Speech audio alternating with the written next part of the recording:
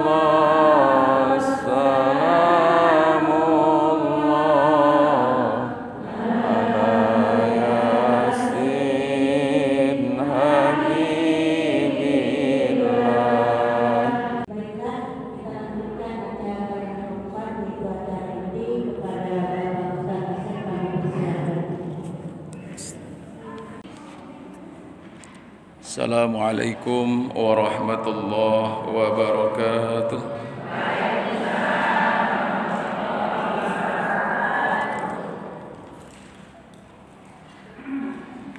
Alhamdulillah alladzi khalaqal mauta wal hayata liyabluwakum ayyukum ahsanu amala wa huwal azizul ghafur.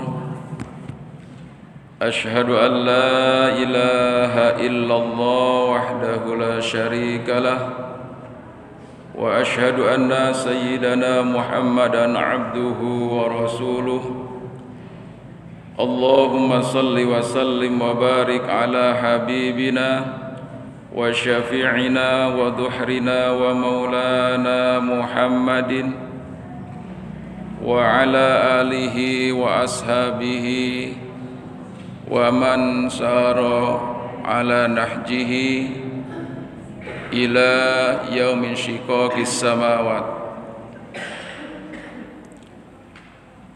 قال الله تعالى أعوذ بالله من الشيطان الرجيم بسم الله الرحمن الرحيم لقد كان لكم في رسول الله أسوة حسنة لمن كان يرجو الله واليوم الآخر وذكر الله كثيرا. وفي آيات أخرى وإنك لعلى خلق عظيم.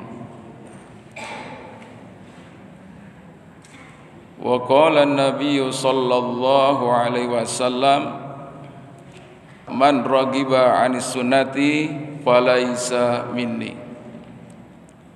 صدق الله العظيم وصدق رسول النبي الكريم ونحن على ذلك من الشاهدين والشاكرين والحمد لله رب العالمين.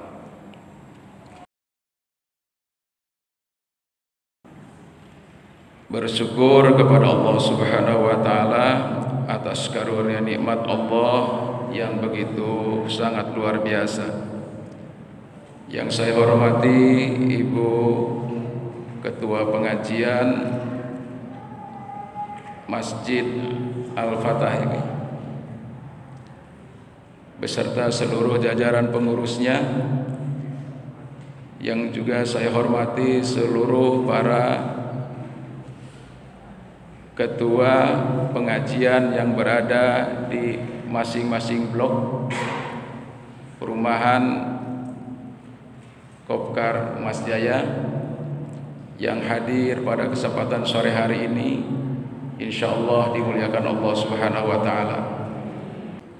Jadi kita semuanya sudah hadir di tempat ini dalam rangka tadi sudah disampaikan untuk mengingat kembali tentang peristiwa lahirnya baginda Rasulullah Muhammad sallallahu alaihi wasallam, yang tepatnya beliau itu lahir tanggal 12 Rabiul Awal, tahunnya tahun gajah.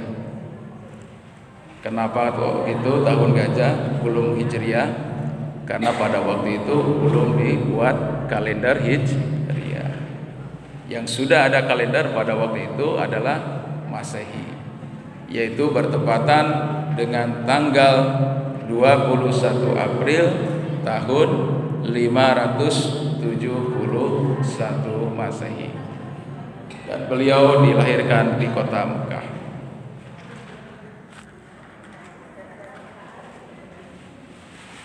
Ibu-ibu jamaah rahimakumullah, kita sudah membaca, kita sudah mendengar, kita sudah memahami bahwa ketika baginda Rasulullah Shallallahu Alaihi Wasallam akan lahir ke muka bumi ini, banyak satu kejadian-kejadian ataupun peristiwa-peristiwa yang di luar kemampuan akal manusia. Salah satunya saat akan lahir,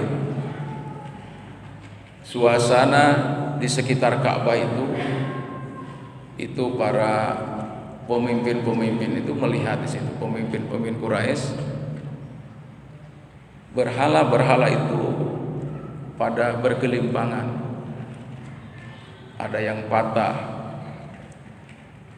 Kemudian juga melihat ada cahaya di rumah orang tuanya, yaitu baginda Rasulullah Shallallahu Alaihi Wasallam. Ada cahaya yang sangat luar biasa. Dan itu belum pernah terjadi sebelum-sebelumnya. Nah, bagaimana kalau di tempat kita ini ada yang seperti itu? Itu menunjukkan bahwa ketika itu ada sesuatu yang akan disampaikan kepada halayak ramai atau orang-orang yang ada di sekitar Mekah. Bahkan sebelum-sebelumnya berita akan kelahiran baginda Rasulullah Muhammad sallallahu alaihi wasallam itu jauh berabad-abad sudah disampaikan oleh Allah Subhanahu wa taala pada masa Nabi Isa alaihi salam. Bahkan dalam 4 kitab, dalam 3 kitab yang sebelum Al-Qur'an itu sudah diinformasikan akan kelahiran baginda Rasulullah Muhammad sallallahu alaihi wasallam. Dalam kitab Zabur ada, dalam kitab Taurat ada, apalagi dalam kitab Injil. Itu luar biasa. Oleh karena itu, mari pada kesempatan ini saya tidak akan menceritakan dari awal kelahiran sampai akhir, tidak.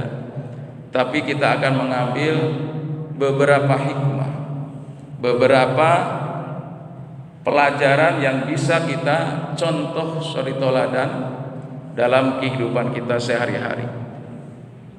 Karena tadi sebagaimana disampaikan di dalam mukadimah dalam Quran surat Al-Ahzab ayat 21, A'udzu billahi minasyaitonir rajim, laqad kana lakum fi rasulillahi uswatun hasanah.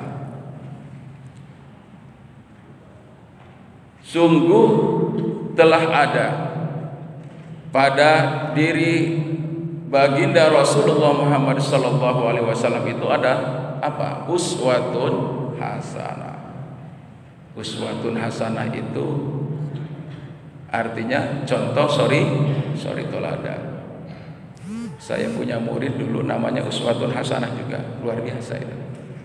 Doa ya, nama itu doa. Kalau diberikan nama Uswatun hasanah berarti dia mengambil jelas dari Al-Quran itu nama. Sedangkan Muhammad itu sendiri, nama Muhammad itu diberikan oleh kakeknya Abdul Muthalib. Nah, pada waktu itu mereka biasa-biasa saja, ya. Setelah diadakan yang namanya mungkin seperti kita sekarang ini ada walimatul akikoh, ya, Kemudian walimatut tasmiyah dilanjutkan dengan pemberian nama. Ketika mengumumkan bahwa cucunya Abdul Muthalib itu namanya Muhammad, itu agak kedengaran aneh karena belum pernah ada sebelumnya namanya Muhammad. Padahal mereka sudah mendengar sebenarnya, sudah membaca, cuman agak dilupa-lupakan, ya. Karena sebagian daripada orang-orang yang ahlul kitab itu mereka sudah ngerti, sudah paham akan ada muncul seorang nabi terakhir yang namanya Ahmad atau Muhammad. Tapi khusus di masyarakat kaum Quraisy pada waktu itu, ya betul-betul di situ tidak pernah mendengar nama Ahmad atau Muhammad. Nah, oleh karena itu, mari kita lihat di sini keteladanan apa yang harus atau senantiasa kita teladani sekalian dalam kehidupan kita sehari-hari daripada uswatun hasanah itu. Tiada lain, baginda Rasulullah SAW adalah merupakan role model, merupakan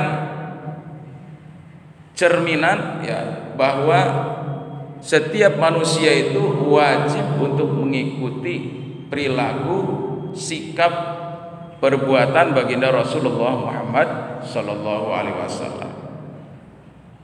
Tidak ada manusia yang paling pas, yang paling sempurna untuk dicontoh dalam perilakunya, dalam kata-katanya, dalam perbuatannya, dalam sikapnya, kecuali baginda Rasulullah Muhammad SAW. Nah, beberapa sifat yang harus kita pahami baginda Rasulullah SAW, mengapa beliau itu harus dicontoh, diteladani. Karena beliau diberikan suatu 4 sifat oleh Allah Subhanahu wa taala. Yang pertama adalah sifat siddiq ataupun al-amin. Jadi beliau itu ketika sebelum diangkat menjadi rasul pun beliau itu sudah luar biasa. Nubuwah atau kenabiannya itu sudah ditunjukkan oleh Allah Subhanahu wa taala. Beliau itu adalah basyariyah, manusia seperti kita sama, cuman beliau diberikan kemampuan yang luar biasa oleh Allah Subhanahu wa taala.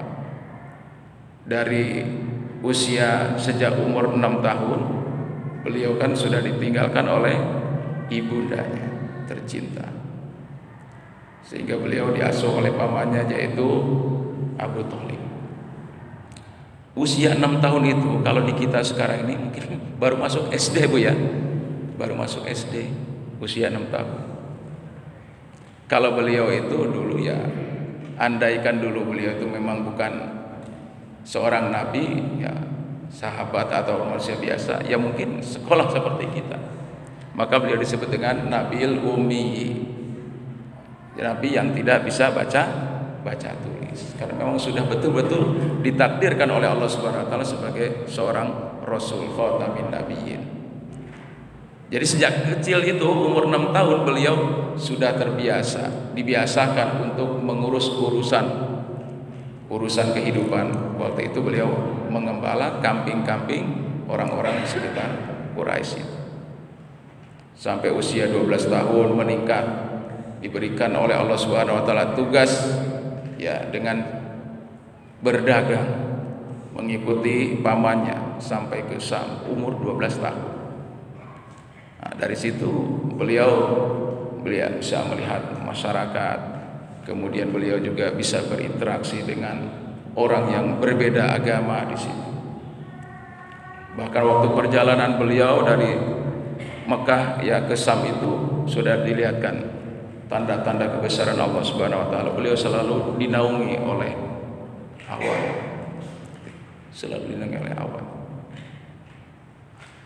Nah, karena beliau itu intinya adalah orang yang diberikan satu nikmat oleh Allah Subhanahu wa taala berupa kejujuran, maka masyarakat pada waktu itu sudah otomatis memberikan satu gelar kepada beliau, yaitu al-amin.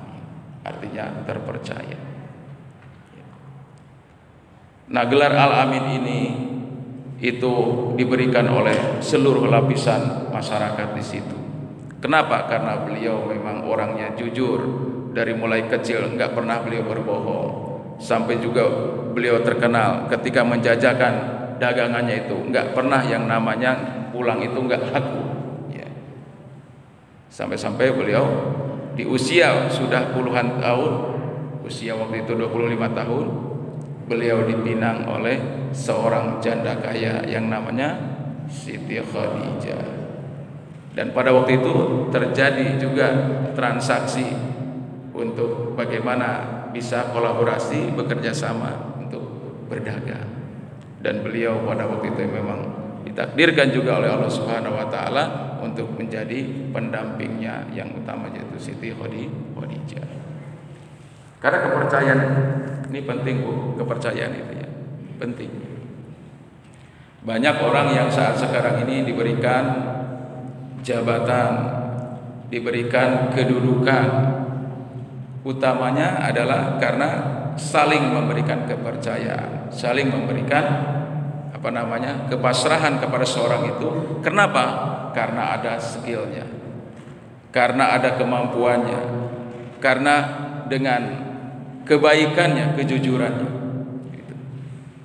Tapi saat ini mungkin insya Allah ya kita tetap ideal, kita pingin ya pemimpin-pemimpin hari ini adalah juga pemimpin sebagaimana baginda Rasulullah Muhammad Sallallahu Alaihi Wasallam, yaitu dengan sifat jujurnya,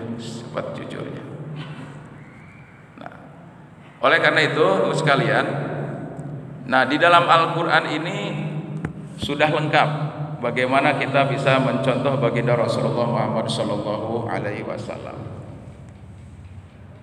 Ada suatu hari diceritakan oleh Allah Subhanahu wa taala di dalam Al-Qur'an itu, ada seorang kafir itu nanya kepada Nabi Muhammad, "Ya Muhammad, kenapa Al-Qur'an itu tidak diturunkan jumlatan wahidah, dalam satu wujud seperti kita Al-Qur'an gitu ya. Jelek misalnya dikasihkan satu buku begitu. Kenapa? Dalam jumlah yang banyak." Ternyata kata Allah Subhanahu wa taala, liyusabbihi fuada, agar supaya Rasulullah Muhammad sallallahu alaihi wasallam betul-betul meyakininya, yang pertama. Yang kedua, ketika umatnya itu ya mendengar atau disampaikan ayat-ayat dari Allah Subhanahu wa taala itu, maka dia akan cepat untuk memahaminya. Makanya Al-Qur'an itu sifatnya diturunkan oleh Allah Subhanahu wa taala melalui malaikat Jibril kepada Nabi Muhammad sallallahu alaihi wasallam dengan secara berangsur-angsur. Selama berapa tahun, Bu? 22 tahun, 2 bulan, 22 hari. Al-Quran itu terdiri dari 114 surat, 30 juz, 6.666 ayat. Dan dari dulu, mulai dari turunnya sampai hari ini, belum pernah satu kalimat pun ada yang berubah daripada Al-Quran itu. Itu menunjukkan bahwa Al-Quran itu adalah merupakan wa kalamullah. Al-Quran itu adalah merupakan satu firman Allah Subhanahu wa taala dan mukjizat yang belum pernah disampaikan kepada para nabi dan rasul sebelum Nabi Muhammad sallallahu alaihi wasallam.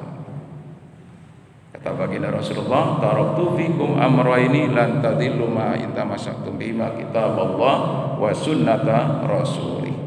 Tidak akan pernah engkau tersesat selama-lamanya, ya, kalau kalian masih tetap berpegang teguh kepada kedua pusakaku, yaitu Al-Quran dan hadis.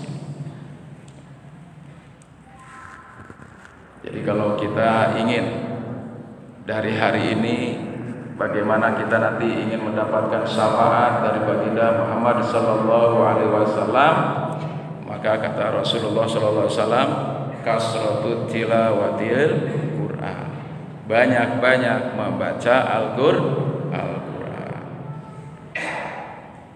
Banyak kewajiban kita kepada Al-Qur'an. Iqra, baca dan baca. Yaitu yang penting, baca dan baca. Karena yang dibaca itu nanti yang pertama adalah lafadznya yang kita baca, yang kedua adalah artinya juga kita baca, kemudian yang ketiga tafsirnya ataupun tadabbur daripada ayat itu juga kita baca. Kemudian yang keempat yang kita baca adalah bagaimana contoh-contoh dalam kehidupan ini yang sudah disebutkan oleh Allah di dalam Al-Qur'an. Kan di dalam Al-Qur'an itu hampir mungkin 75% itu Al-Qur'an itu terdiri dari tarikh ataupun sejarah-sejarah menceritakan orang-orang terdahulu, termasuk di dalamnya adalah para nabi-nabi yang 25 itu. Itu ada di dalam Al-Qur'an. Nah, dengan adanya kita membaca sejarah yang ada di dalam Al-Qur'an itu, baik itu yang menyenangkan ataupun yang tidak menyenangkan, itu semuanya ada di dalam Al-Qur'an. Mulai dari dakwahnya Nabi Nuh alaihissalam itu Nabi Nuh itu dakwahnya hampir 950 tahun. Bagaimana ya dakwah 950 tahun sudah di dunia ini, hanya mendapatkan orang yang beberapa gelintir saja, beberapa orang saja yang masuk ke dalam kapalnya Nabi Nuh. Nah, ini kalau ibaratnya di sini nih ya satu BTN ini ya, hari ini alhamdulillah nih katanya pengajian gabungan ya. Kalau saya lihat ini mungkin ada sekitar 1.500 orang. Kayaknya ada 1.500 orang ini. Padahal ini masih wakil-wakil dari setiap blok ini, luar biasa. Kata Rasul, barang siapa yang keluar dari rumahnya dalam tujuan untuk menuntut ilmu, maka Allah Subhanahu wa taala akan mudahkan segala urusannya. Insyaallah. Dan malaikat akan senantiasa menaunginya mulai dari berangkatnya hingga kembali ke rumah. Insyaallah. Ibu-ibu jamaah majelis taklim rahimakumullah, maka ketika kita ingin meneladani baginda Rasulullah sallallahu alaihi wasallam itu adalah yang pertama adalah bagaimana cara Rasulullah sallallahu alaihi wasallam bersikap tadi, yaitu jujur. Yang kedua adalah yaitu sifat tabligh. Rasulullah itu mempunyai kewajiban untuk menyampaikan risalah Allah Subhanahu wa taala. Maka setiap kita sekarang ini sebagai umatnya, ini adalah mewarisi daripada tugas baginda Rasulullah Muhammad sallallahu alaihi wasallam. Sebagai apa? Sebagai contoh suri toladan bagi diri kita sendiri, bagi keluarganya dan juga bagi orang lain. Begitu ya. Ini kita jangan kita merasa lah kita kan bukan nabi, bukan rasul. Yang menyampaikan risalah itu kan rasul. Ya betul. Tapi Rasulullah SAW tadi di dalam hadisnya, ya kalau Anda ya mau berpegang teguh kepada dua pusakaku Al-Quran dan hadis, maka insya Allah tidak akan pernah sesat selama-lamanya sampai ajal menjemputnya. Nah, caranya adalah tadi, pertama tadi kita harus jujur, yang kedua laksanakan perintah untuk menyampaikan kebenaran. Itu ada di dalam takwa itu kan begitu, bertakwalah kepada Allah dengan sesungguhnya. Takwa itu apa? Menjalankan segala perintah Allah dan menjauhi segala larangannya. Itu sudah bagian daripada tabligh. Nah, setiap kita adalah diberikan kesempatan oleh Allah Subhanahu wa taala untuk menyampaikan kebaikan-kebaikan. Kata baginda Rasulullah, balighu anni walau ayat. Sampaikan risalah dariku walaupun satu ayat. begitu memang dulunya begitu. Rasulullah juga menerimanya ayat-ayat itu tidak jelek tadi dalam jumlatan wahidah dalam satu bentuk Al-Quran sebagaimana kita pegang hari ini, tapi Rasulullah bertahap, berangsur-angsur sesuai dengan kebutuhan, sesuai dengan kebutuhan. Maka dalam satu ayat yang terakhir yang disampaikan oleh Allah Subhanahu wa taala kepada Nabi Muhammad SAW itu ketika baginda Rasulullah SAW melaksanakan haji wada, haji terakhir, haji pamitan. Al yauma akmaltu lakum dinakum wa atmamtu alaikum ni'mati wa raditu lakumul Islam madinah. Itu telah kusempurnakan hari ini untukmu agamamu, nikmatku untukmu, dan telah aku ridhoi agama Islam menjadi agama. Jadi seluruh nikmat-nikmat Allah Subhanahu wa taala itu tidak ada lagi yang tersisa. Semuanya sudah Allah berikan kepada Kangjeng Nabi Muhammad sallallahu alaihi wasallam. Kalau saya mah Kangjeng Nabi, tapi maksudnya Sayyidina Muhammad sallallahu alaihi wasallam. Jadi beliau itu adalah orang yang senantiasa piawai. Seluruh perilaku, kata-katanya, sikapnya itu adalah gambarannya Al-Qur'an. Pernah Siti Aisyah ditanya oleh salah satu sahabiahnya, "Wahai Ummul Mukminin, wahai ibunya para kaum mukminin, saya ingin bertanya, bagaimana kepribadian baginda Rasulullah? Rasulullah itu pribadinya Al-Qur'an. Luar biasa. Mari ibu, kalau ibu misalnya sekarang sudah hafal trikul bu, trikul itu apa bu? Kul a'udzu birabbil, kul huwallahu ahad, kul a'udzu birabbil falaq, kul a'udzu birabbin nas. Tidak ada ibu-ibu yang tidak hafal trikul bu ya, insyaallah, karena itu adalah merupakan andalan dalam bacaan sholat kita ya gitu ya. Habis Fatihah, apalagi bapaknya jadi imam ya, kalau imamnya di rumah, tapi kalau imamnya di rumah pinginnya cepat-cepat, setelah Fatihah itu baca surat Al-Ikhlas, yang kedua surat Al-Falaq, yang ketiga surat An-Nas. Tapi jangan kita anggap di situ tidak ada apa-apanya. Di dalam surat Al-Ikhlas, dalam surat Al-Falaq, dalam surat An-Nas itu kalau digali, ditadaburi ayat-ayatnya, subhanallah ya.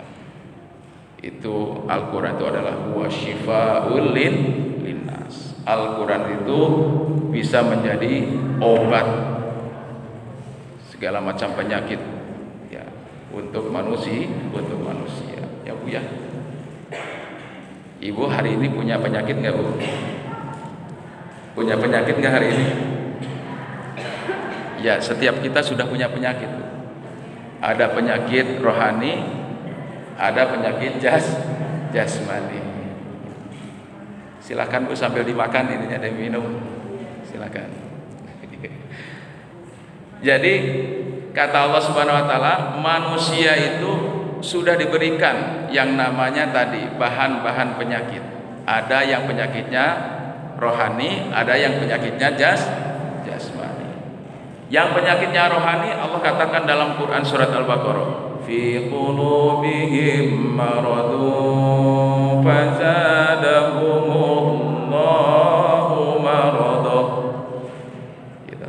Di dalam hati-hati mereka itu ada penyakit.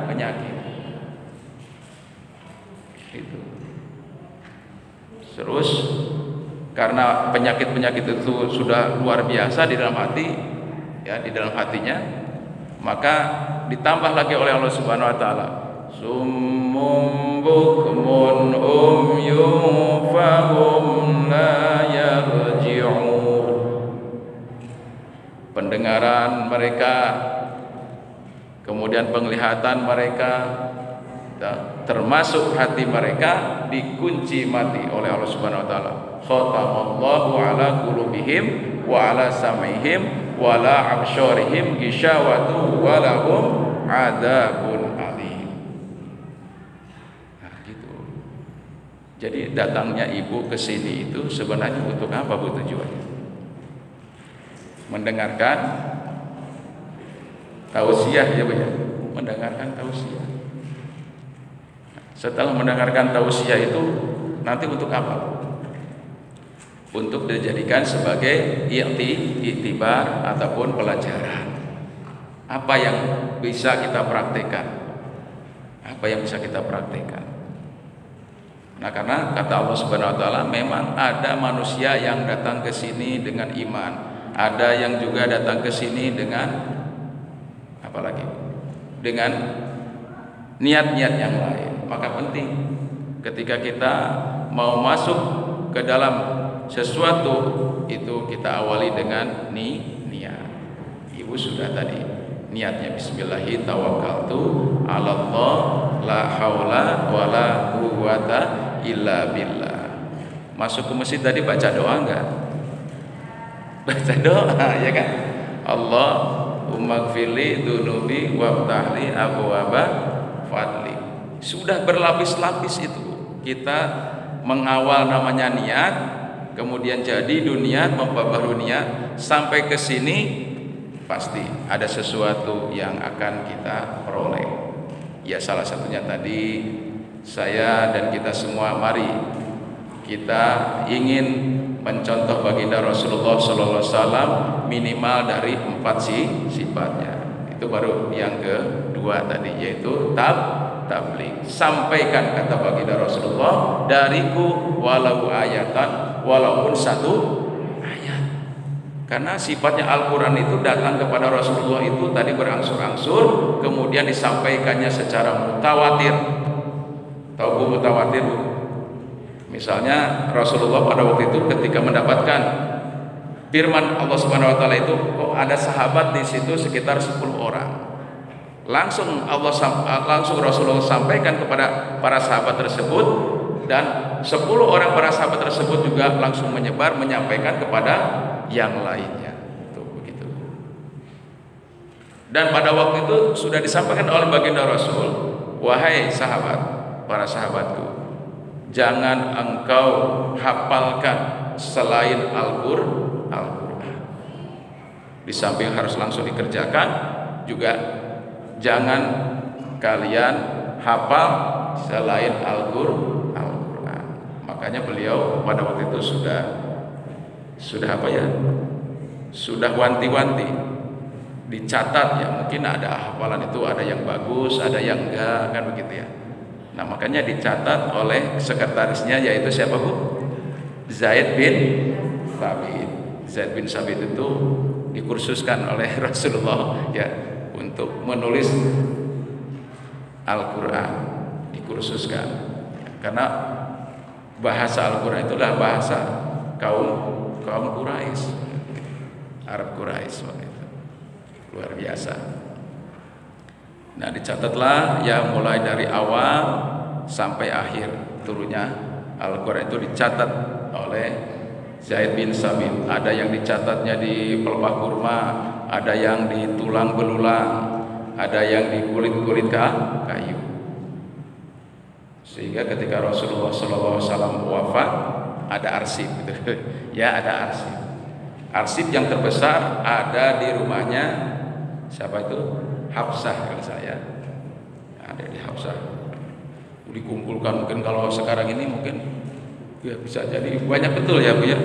Satu gudang itu. Tapi disusun rapi udah di situ, luar biasa. Kalau kita jadi admin di suatu kantor ataupun perusahaan selama 22 tahun, 2 bulan, 22 hari, kira-kira arsip kita ini masih utuh enggak? Kadang-kadang ada yang sudah kertas itu dibuangin untuk bungkus makanan ya Bu ya. Kadang-kadang begitu. Ini terpelihara. Kita karena Allah sudah janji dalam Al-Qur'an, "Inna nahnu nazzalna dzikra wa inna lahu lahafidun." Kami yang telah menurunkan Al-Qur'an dan kami juga yang akan memeliharanya. Konsep Allah di dalam ayat tersebut adalah yang pertama ada di lisannya dan di hatinya para penghafal Al-Quran. Itu. Yang kedua, sudah Allah juga siapkan catatan, yaitu oleh Zaid bin Thabit. Nah, itu. Jadi ketika itu, sebelum kita baca Al-Quran seperti kita sekarang ini, itu ada seorang yang idenya luar biasa, namanya Umar bin Khattab. Umar bin Khattab itu beliau punya ide ketika Amirul Mukminin yang pertama yaitu Abu Bakar Siddiq. Saat itu luar biasa. Beliau itu orangnya nggak aneh-aneh, tapi kalau sudah ngomong itu bisa jadi aturan, bisa menjadi sumber hukum. Itu Umar bin Khattab. Orangnya terkenal tegas dan luar biasa. Keberanian. Jadi Al-Quran ini ada kita sampai sekarang ini itu berkat idenya siapa Bu? Umar bin Khattab. Abu Bakar saja dia angkat tangan. Kata Abu Bakar, saya nggak berani untuk melaksanakan idemu itu. Nggak berani saya angkat tangan. Tapi kalau seandainya itu gunung Uhud itu ya diratakan ke sini, dibawalah di sana ke sini, saya sanggup. Tapi kalau untuk mengumpulkan Al-Quran kan gak ada cuklatnya, gak ada perintahnya dari Rasulullah Shallallahu Alaihi Wasallam. Langsung dijawab tegas oleh Umar bin Khattab, demi Allah, demi Rasulullah, dan demi ibuku, bahwa aku akan bertanggung jawab di hadapan Allah Subhanahu Wa Taala. Udah kayak begitu, gimana lagi Umar bin Khattab ya luar biasa. Ya, jangankan manusia biasa, setan aja minggir kalau ketemu Nabi, kalau ketemu Umar bin Khattab. Minggir setan itu, gak mau dekat-dekat dengan Umar bin Khattab. Gitu, ya, luar biasa. Idenya itu langsung diaminkan setelah itu oleh Amirul Mukminin Abu Bakar Siddiq dan dibuatkan lajnah proyek mega proyek pada waktu itu.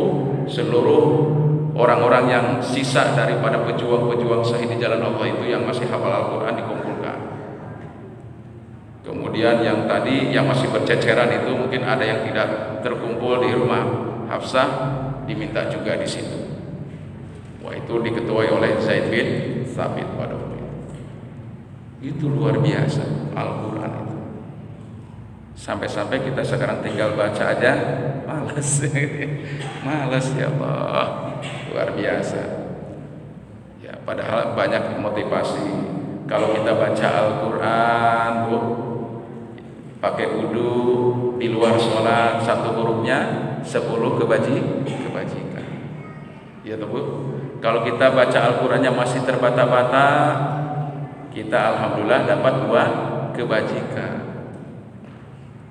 Kalau kita baca Al-Quran di dalam sholat, itu satu hurufnya 100 kebajikan.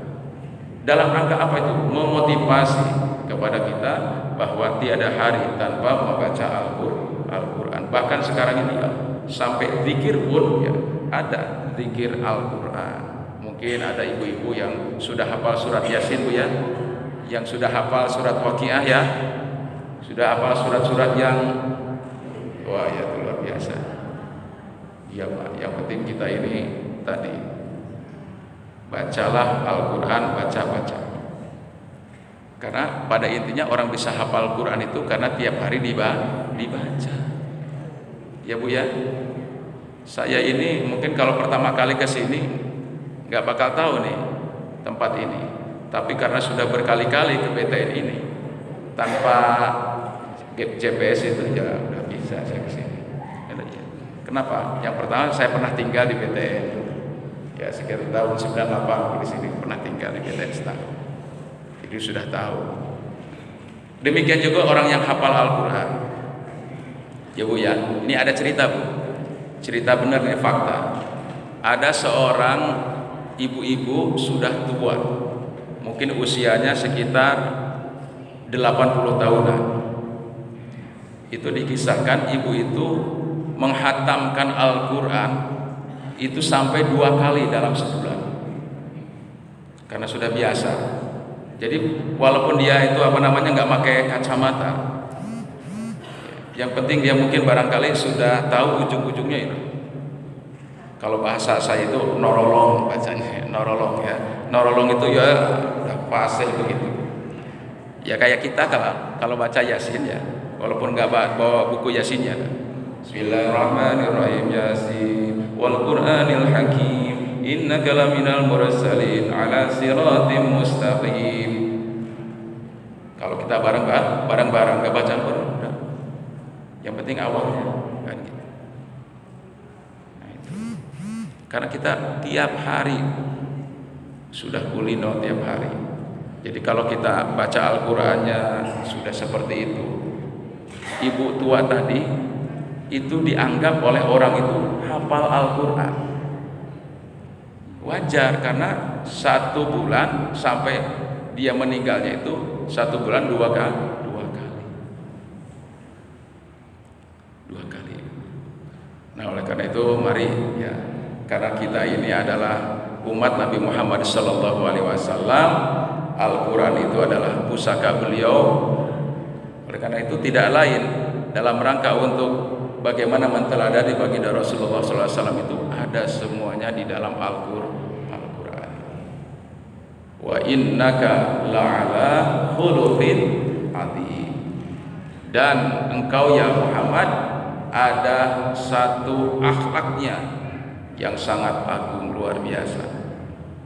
Bayangkan, Nabi Muhammad itu pernah saya baca di dalam satu buku, urutan ditaruh pada urutan yang pertama, orang yang paling sukses dari masa ke masa. 100 tokoh. Ya, 100 tokoh. Padahal si penulisnya sejarah itu adalah bukan orang Islam. Kok bisa Nabi Muhammad ditaruhnya yang paling pertama? Bisa begitu. Ya itu tadi. Nabi Muhammad itu diakui oleh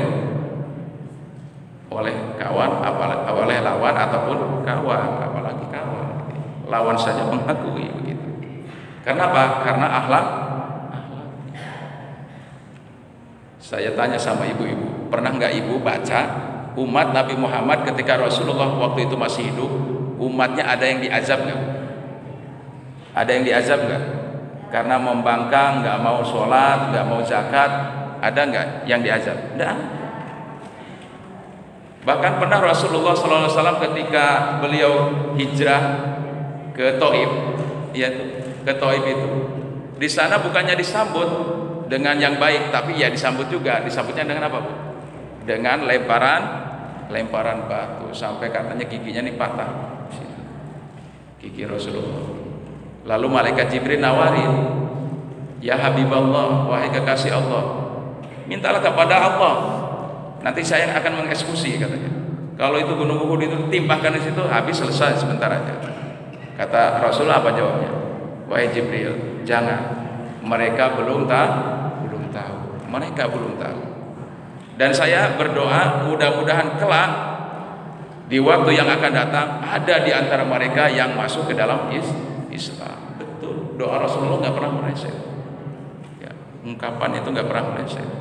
Betul. Nanti suatu waktu, suatu saat akan muncul dari orang-orang Taif itu menjadi pioner-pioner, menjadi pelopor-pelopor dalam dakwah Rasulullah Muhammad Sallallahu Alaihi Wasallam. Benar itu. Jadi itulah Rasulullah SAW itu menyampaikan kepada kita untuk senantiasa kita enak tidak enak ya sampaikan, kata Rasulullah, walaupun itu satu ayat, sampaikan. Jadi kalau namanya menyampaikan itu nggak mesti kayak seperti saya ceramah begini atau khutbah di atas podium, bukan ya, bukan. Ibu misalnya pagi-pagi ya, sekarang ada namanya Jumat Berkah ya, ada ya Bu ya, Jumat Berkah. Nah itu adalah contoh-contoh perilaku sunnah Rasulullah Shallallahu Alaihi Wasallam. Dari dulu sudah ada yang namanya Jumat Berkah itu. Kalau zaman saya dulu di kampung itu, kalau hari Jumat itu yang pertama adalah tidak ada yang kerja di ladang. Bapak-bapak, ibu-ibu di kampung saya dulu ya, saya masih kecil itu sebelum Jumat itu ngumpul begini nih, pengajian bapak-bapak sama ibu-ibu, bapak-bapak sebelah kanan, ibu-ibu sebelah kiri. Saya ngintip karena masih anak-anak itu kecil ya, kalau sholat Jumat itu. Jadi nggak ada yang kerja di ladang karena di kampung saya itu tidak ada yang PNS, semuanya petani. Ya, semuanya petani waktu itu. Udah, itu bisa dikondisikan. Semuanya bapak-bapak, ibu-ibu ya di masjid. Nanti ketika sudah masuk menjelang sekitar 10 menit lagi mau sholat Jumat, ibu-ibunya pulang ke rumah. Ibunya pulang ke rumah. Nanti sampai di rumah itu kapan masaknya saya juga nggak tahu. Ya, itu ada yang nganterin kolak, ada yang nganterin kulup jagung segala macam itu. Jadi saling tabadul hadaya, saling nganter-nganter gitu ya. Itu zaman budaya waktu itu. Kata saya ini, saya ingat kalau sekarang itu ada orang Jumatan ini sekarang ini kok mendapatkan snack atau nasi bungkus.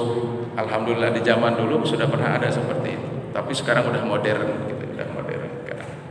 Nah, itu adalah perilaku Rasulullah Shallallahu Alaihi Wasallam.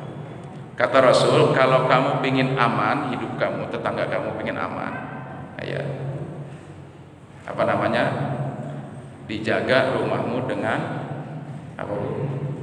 Dengan pagar yang tinggi, yang kuat, bukan. Dengan anjing herder yang galak, bukan. Tapi dengan mangkok. Dengan mangkok dijaga rumah kita itu biar aman. Tahu ya? Kok mangkok itu bisa menjaga? Iya itu. Caranya mangkok itu diisi dengan kolak, diisi dengan sop buah, ya, kasihkan sama tetangga kita yang terdekat, Bu, yang terdekat. Jangan yang jauh, yang terdekat, namanya tetangga itu yang terdekat, jiran. Ya tahu. Apalagi kalau yang suka nggak bagus sama kita, ya tahu, pelit sama kita kasih malah, kita kasih. Itu insya Allah. Nanti contohnya begini, Bu. Ketika nanti ada orang bertanya, di mana rumahnya Ibu Siti Soleha? Oh itu di sana katanya. Yang ini nomor 3 dari saya. Alhamdulillah. Ditunjukkan. Kenapa? Kita sudah menjaga hubungan batin kita, hubungan psikologi kita dengan tetangga kita, dengan saudara tadi. Itu loh, jaga gitu. Itu adalah merupakan perilaku baginda Rasulullah Muhammad Sallallahu Alaihi Wasallam dan para sahabatnya. Seperti itu. Baik. Ini ada tanya jawab kan, Bu ya? Ada tanya jawab? Enggak ada.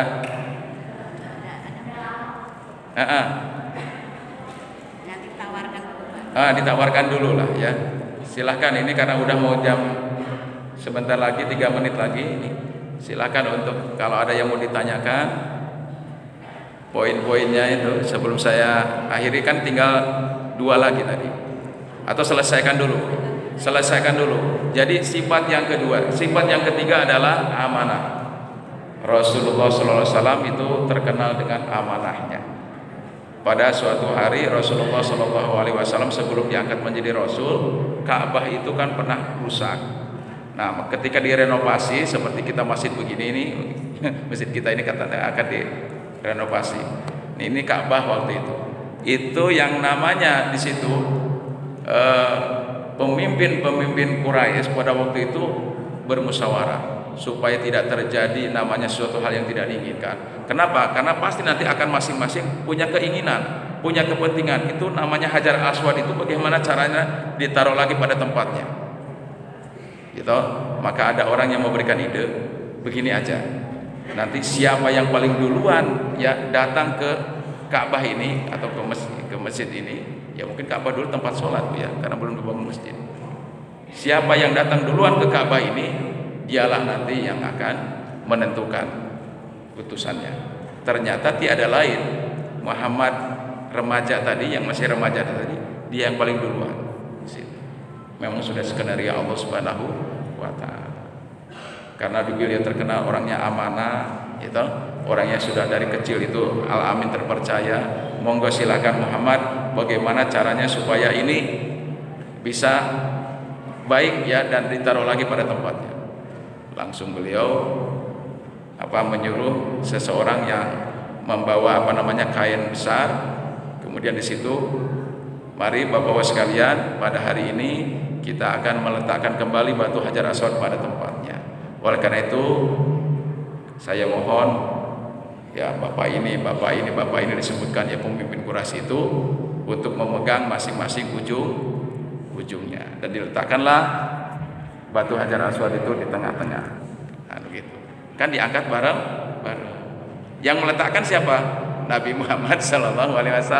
Sudah begitu. Itu pun sudah puas hati mereka. Wah, luar biasa. Kalau enggak bisa jadi perang itu. Harus saya. Gara-gara itu bisa jadi perang itu. Kalau di sana dulu. Nah, gara-gara kecerdasan. Langsung dinyambung yang keempat. Gara-gara amanah yang ketiga, dan yang keempat gara-gara Rasulullah SAW itu adalah orang yang fatona, orang yang diberikan kecerdasan oleh Allah Subhanahu wa Ta'ala. Kalau orang sekarang mungkin jenius ya gitu ya, jenius mungkin sekarang orang istilahnya. Tapi kecerdasannya itu nggak bisa ditandingi ya, kecerdasan itu nggak bisa ditandingi oleh manusia biasa.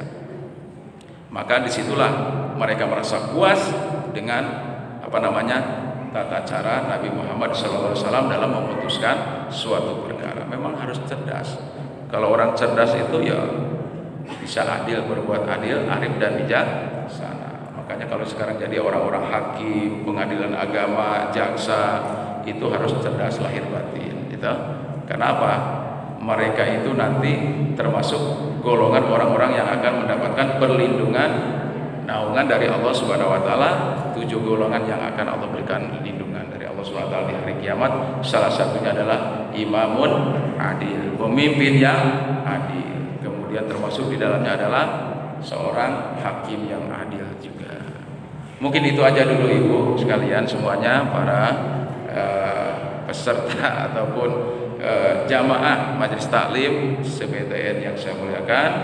Silakan kalau ada yang perlu disampaikan ataupun sharing aja pada kesempatan sore hari ini, monggo silakan.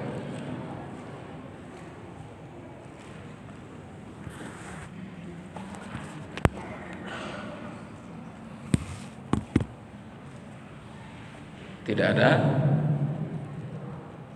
Kalau tidak ada, saya mau bertanya sama ibu-ibu. Siap ditanya Ibu? Siap ditanya ya? Oke, kalau tidak bertanya, saya mau bertanya. Jadi para ulama mengatakan bahwa ibu itu adalah madrasatul ula. Al-ummu madrasatul ula. Siapa yang tahu apa artinya itu, Bu? Al-ummu madrasatul ula.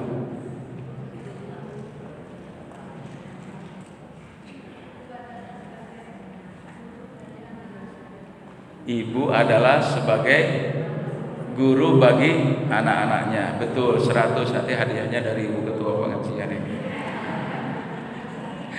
Ya, dikasih hadiah.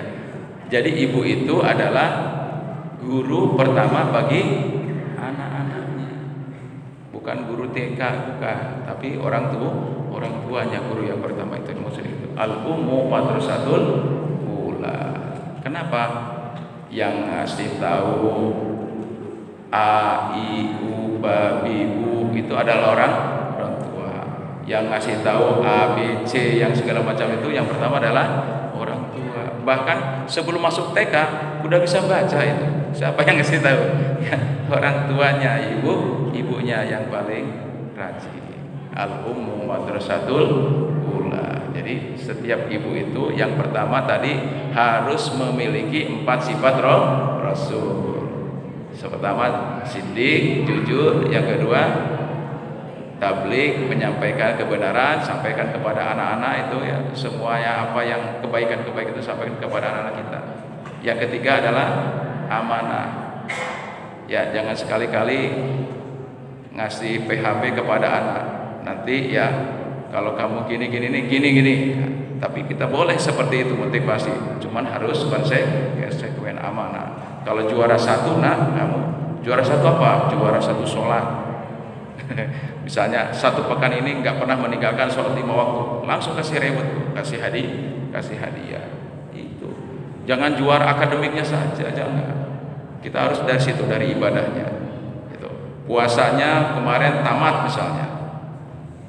Dikasihani, nah itu penting, itu kasih reward itu penting, kasih reward. Nah itulah Ibu Amal Rasulullah.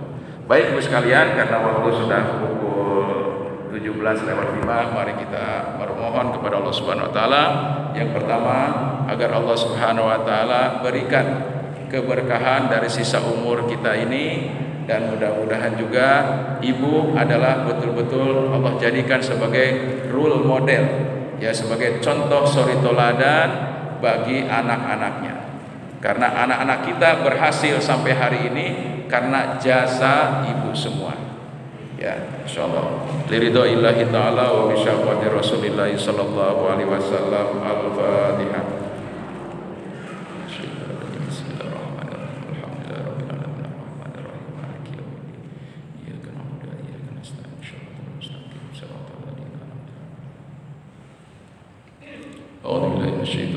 Bismillahirrahmanirrahim. Alhamdulillahirabbil alamin wa bihi nasta'in ala umuri dunya waddin. Wassalatu wassalamu ala asyrafil anbiya wal mursalin sayyidina Muhammadin wa ala alihi washabbihi ajma'in. Allahumma bi anna nashhadu annaka antallah la ilaha illa antal ahadus samad lam yalid wa lam yulad wa lam yakul lahu kufuwan ahad. Allahumma ighfir lana dhunubana wa dhunuba abaina wa ummahatina wa jadadina wa jaddatina wa asatidina wa asatidatina wa masyayikhin wa li'aimatil muslimin wa amatihim bi rahmatika ya arhamar rahimin. Allahumma ja'al auladana wa ahlina wa talamidana min ahlil ilmi wa ahlil khair wa la taj'alna wa iyyahum min ahlil dhair. Ya Allah, ya Rahman, ya Rahim. Pada kesempatan sore hari ini kami berkumpul di Masjid Al-Fatah ini, ya Allah, dalam rangka untuk mengingatkan kepada diri kami bahwa Rasulullah Muhammad sallallahu alaihi wasallam adalah contoh suri teladan bagi umatnya. Berikanlah karunia kepada kami, ya Allah, untuk dapat menjadikan diri kami bisa mengikuti, berittiba kepada sunnah-sunnahnya, dan juga bisa menjalankan seluruh apa yang sudah dicontohkan oleh baginda Rasulullah sallallahu alaihi wasallam dalam kehidupan yang fana ini, ya Allah. Ya Allah, berikanlah kepada kami sifat-sifat yang wajib bagi para rasulnya, ya Allah, yaitu sifat jujur, sifat untuk senantiasa menyampaikan risalahmu, ya Allah, sifat untuk bersikap yaitu amanah, dipercaya, dan juga sikap untuk menjadi orang-orang yang senantiasa cerdas untuk melaksanakan segala kebajikan-kebajikan di dunia ini, ya Allah. Rabbana la tuzigh qulubana ba'da idh hadaitana wa hab lana min ladunka rahmah innaka antal wahhab. Rabbana atina fid dunya hasanah wa fil akhirati hasanah wa qina adzabannar. Bifadlika subhana rabbika rabbil izzati amma yasifun wa salamun alal mursalin walhamdulillahi rabbil alamin. Demikian kurang lebihnya saya mohon maaf, dan kepada Allah saya mohon ampun. Wabillahi taufiq wal hidayah. Nasrun minallahi wa fathun qarib. Assalamualaikum warahmatullahi wabarakatuh.